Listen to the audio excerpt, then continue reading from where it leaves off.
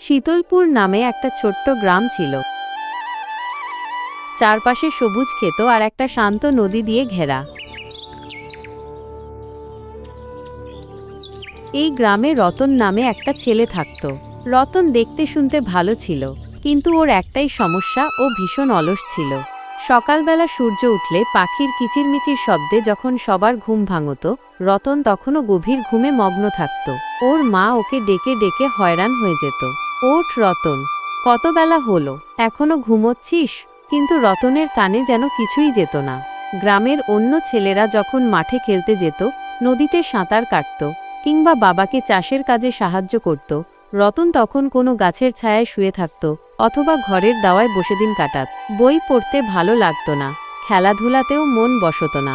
সারাদিন শুয়ে বসে কাটানোই ছিল ওর একমাত্র কাজ। ওর বাবা মা খুব চিন্তায় থাকত, এই ছেলেটা কি করবে জীবনে? এইভাবে অলস হয়ে থাকলে তো চলবে না।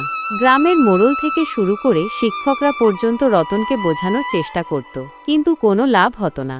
রতন সব শুনত, মাথা নাড়ত, কিন্তু যেই বলা শেষ হতো, আবার যেই সেই। গ্রামের সবাই রতনকে অলস রতন বলেই ডাকত।